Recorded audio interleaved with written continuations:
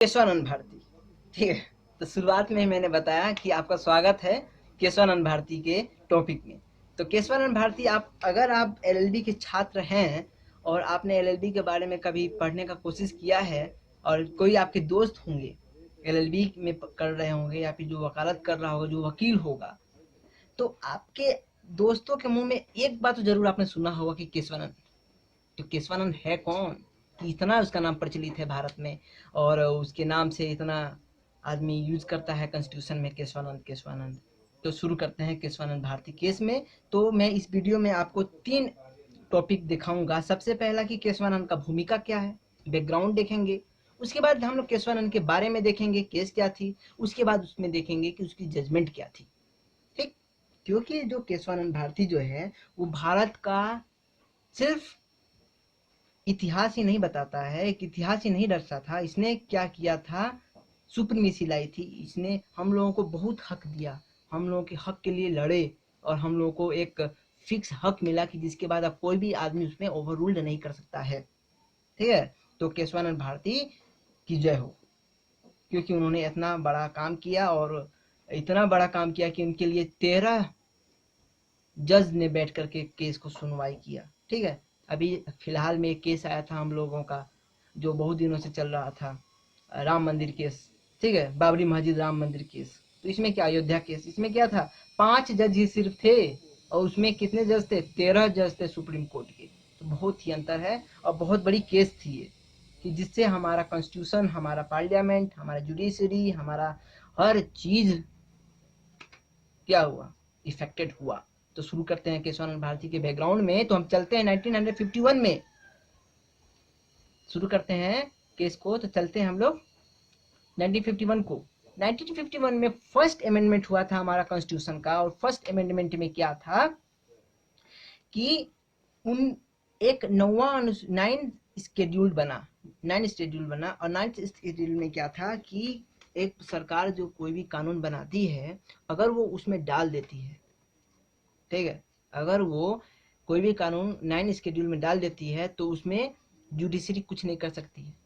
फिर एक और उसी में एक और चीज था कि उसने आर्टिकल 31 में, जो इस समय में नहीं है, हट गया है, उस समय में 1930 आर्टिकल 31 जो था, जो थर्ड पार्ट में था। और थर्ड पार्ट क्या कहती है हमारी कॉन्स्टिट्यूशन के, कि फंडामेंटल राइट्स क्या है, भारत के हर नागरिक को कौन कौन से फंडामेंटल राइट्स मिल रहे हैं। तो 31 यह था, राइट टू प्रॉपर्टी। और 31 में उन्होंने एक फर्स्ट अमेंडमेंट, उन्होंने कुछ रेस्ट्रिक्शंस लागू कर दिए थे और उसके बाद उन्होंने लैंड रिफॉर्म एक्ट लागू किया। तो ये इस केस के बारे में जानेंगे। तो 1951 में केस आया था, शंकरी प्रसाद केस आया था 1951 में, उसमें ये जजमेंट आया। फिर दोबारा एक केस आया सज्जन सिंह, उसमें भी हमारा जो फंडामेंटल राइट्स को हनन हो रहे थे, उसमें भी फंडामेंटल राइट्स के ऊपर में हमारा जुडिशरी ने कहा, हमारा सुप्रीम कोर्ट ने कहा कि आप अमेंडमेंट कर सकते हैं। गोलकनाथ का केस आया, जो मैंने बार बार बताया था पिछली वीडियो में कि मैं गोलकनाथ के बाद केशवानंद में आऊंगा। तो हम फिर चलते हैं वापस गोलकनाथ में। क्यों गोलकनाथ में चलेंगे, गोलकनाथ में इसलिए चलेंगे कि उसमें उन्होंने कहा, सुप्रीम कोर्ट ने कहा, किसको कहा, सरकार से कहा कि आप कुछ भी अमेंडमेंट कर सकते हैं भारत के कॉन्स्टिट्यूशन में, लेकिन फंडामेंटल राइट्स को नहीं छू सकते हैं, फंडामेंटल राइट्स को नहीं टच कर सकते हैं। Fundamental right can not be amended by any amendment of the constitution through 368 के यूज करके आप कभी भी फंडामेंटल राइट्स को नहीं छू सकते हैं या फिर नहीं उसको अमेंडमेंट कर सकते हैं। नहीं मानी सरकार, फिर 2-3 ऐसे अमेंडमेंट लाई, जैसे 24वां, जैसे 25वां अमेंडमेंट इंदिरा गांधी ने लेकर आया। ठीक है, 24वां यह कहता है कि कोई भी अमेंडमेंट में आप फंडामेंटल राइट्स को भी अमेंड कर सकते हैं। ये देखिए क्या था, फिर लड़ाई हुआ, एक तरह से मान लीजिए लड़ाई है ना, है इसको लड़ाई ना कहेंगे कि सुप्रीम कोर्ट ने कह दिया कि फंडामेंटल राइट को नहीं छू सकते हैं, और यहाँ इंदिरा गांधी ने कानून बना के ला दिया कि हम फंडामेंटल राइट छुएंगे। ये लड़ाई है ना, एक दूसरे वर्चस्व का लड़ाई चल रहा था दोनों के बीच में, कि हम जीतेंगे नहीं हम जीतेंगे। तो क्या हुआ उसके बाद, फिर 25वां संशोधन इन्होंने लाया। 25वां संशोधन में इन्होंने लाया कि गवर्नमेंट कभी भी चाहेगी तो आपकी जमीन ले सकती है, और उसका प्राइस जो है अपने तरह से फिक्स करेगी, गवर्नमेंट ही प्राइस को फिक्स करेगी। ये क्या था? ये भी एक तरह से गलत था। तो उसी के समय 1972 में एक केस आया, केरला से आया। और केरला में अब हम लोग जा रहे हैं दूसरे पार्ट में। हम लोग का बैकग्राउंड कंप्लीट हो गया है। बैकग्राउंड क्या था? वर्चस्व की लड़ाई थी से 51 से लेकर के 67 तक। 51 में पहला केस कौन था? शंकरी प्रसाद। और लास्ट में क्या हुआ? 1967 में कौन सा केस आया था? गोरखनाथ, जिसको हमने पूरा डिस्कशन किया है पिछले वीडियो में। 20-24 मिनट तक, बड़ा 20-22 मिनट का वीडियो है। इस वीडियो में हम देखेंगे कि क्या है शंकरी प्रसाद के बाद, सज्जन सिंह के बाद, गोलकनाथ के बाद केशवानंद भारती केस, जिसके बारे में हर एक छात्र जानना चाहता है। हर एक छात्र कहता है कि भाई काहे आ गए तुम, क्योंकि पढ़ना पड़ रहा है हम लोगों को तुमको। तो कोई बात नहीं, अच्छी बात है, पढ़ना चाहिए। केरल में एक हिंदू मठ था, एडनीर हिंदू मठ, ठीक है। उसके जो मुख्य पुजारी जो थे, मान लीजिए, या फिर उसको इंग्लिश में कहेंगे हम लोग सीनियर हेड जो थे, उनका नाम था H श्री केशवानंद भारती, ठीक है। ये थे। बात नाम जान गए हम लोग। अब पूरा नाम हम लोग जान गए कि श्री एच श्री केशवानंद भारती जी महाराज, ठीक है। तो उन्होंने क्या किया, उनके ऊपर में उन्होंने केस लड़ा, केरल राज्य से लड़ा। क्या था मामला, क्यों लड़ा, क्यों उनको लड़ना पड़ा? तो बात यह थी कि उस समय में 2 कानून थे, और दोनों कानून के थ्रू यह कहना था सरकार को कि आप जो कोई भी मठ है, मंदिर है, ये जो निर्मत था, इसका सब चीज पावर जो है वो गवर्नमेंट लेना चाहती थी। इसका प्रॉपर्टी, इसके ट्रस्ट, इसके हर चीज को क्या करना चाहती थी? वो लेना चाहती थी अपने पास, अपने कब्जा में।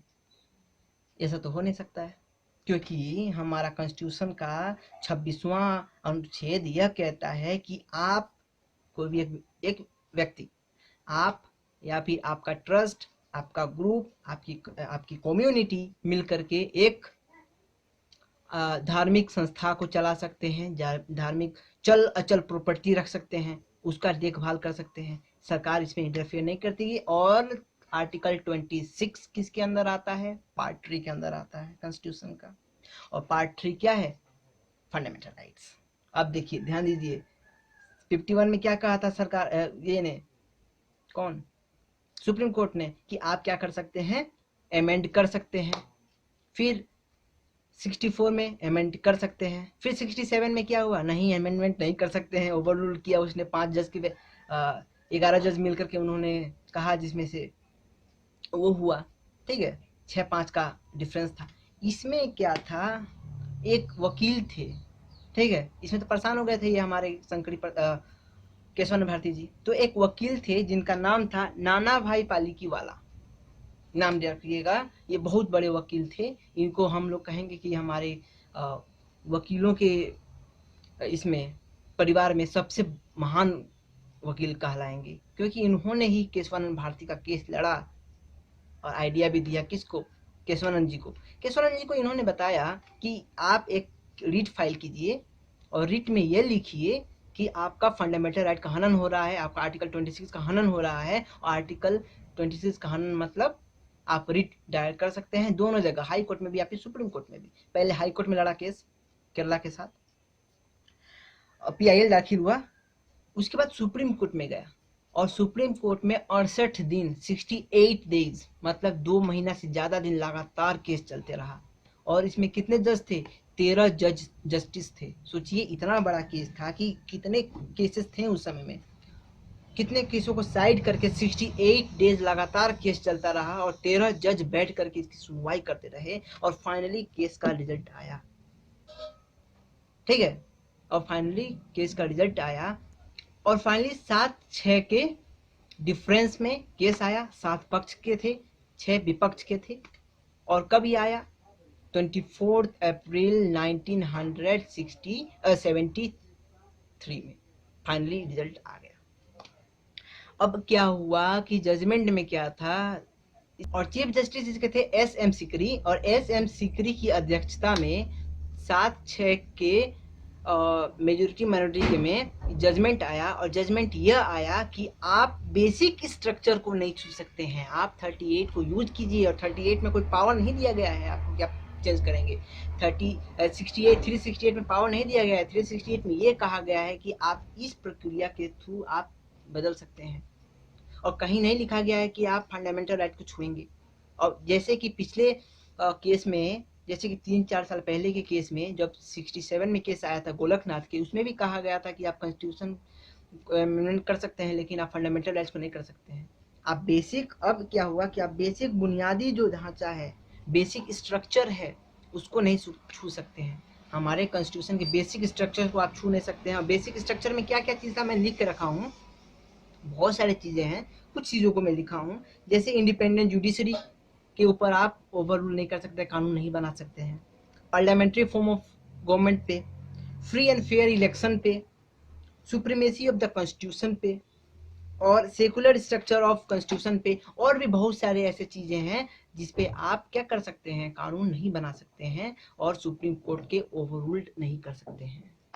ठीक है, तो ये बेसिक स्ट्रक्चर को आप बिना छुए आप जितना अमेंडमेंट करना है कीजिए। और आज तक 103 से ज़्यादा अमेंडमेंट हो चुके हैं, लेकिन उसके बाद, इनके बाद, केशवानंद भारती के बाद कभी भी चेंजेस नहीं हुआ, और फंडामेंटल राइट्स हमारा बचा। क्योंकि इंदिरा गांधी सोच ही ली थी कि पूरा समाप्त कर देंगे, ठीक है, लेकिन फाइनली हमारे नाना भाई पालकी वाला का मैं वो करता हूँ, धन्यवाद व्यक्त करता हूँ। और केशवानंद भारती केस में केशवानंद जी को भी मैं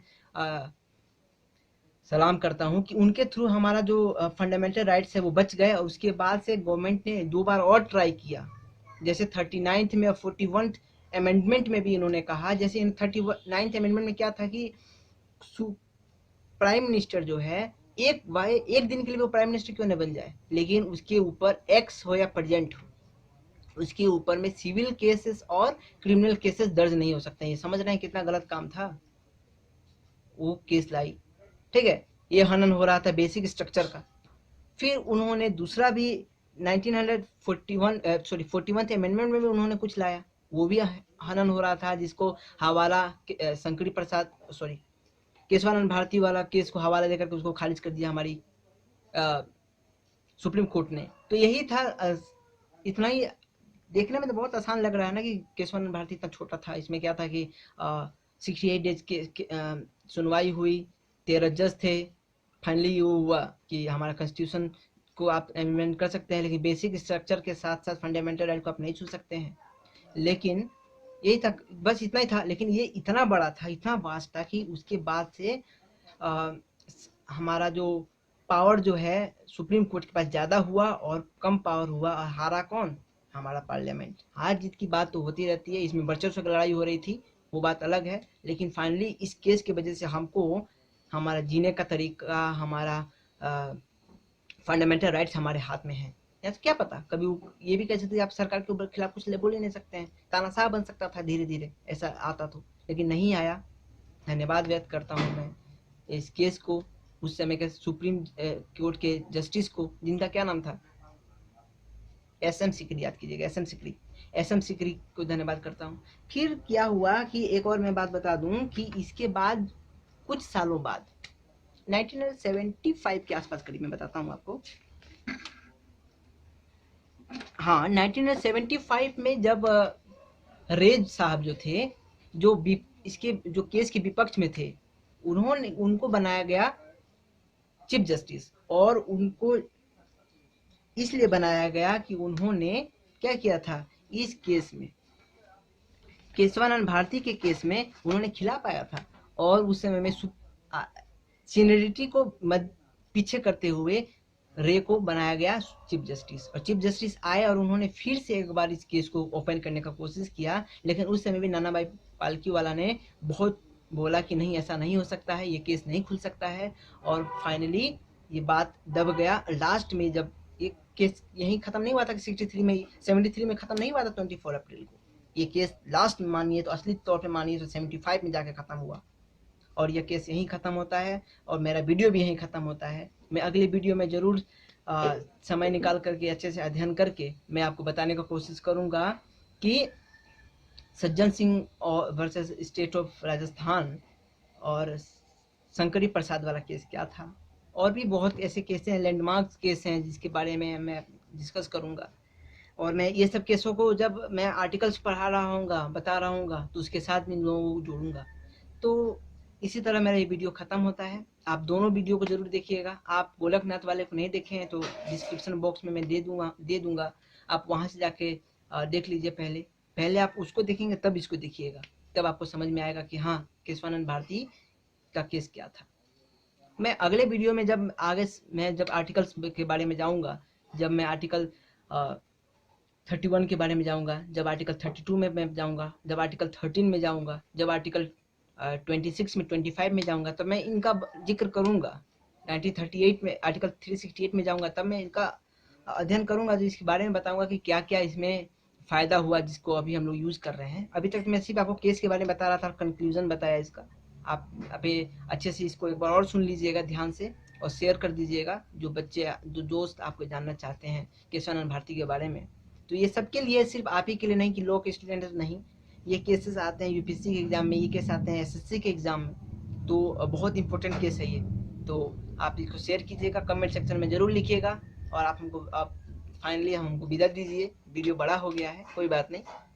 जय हिंद, जय भारत।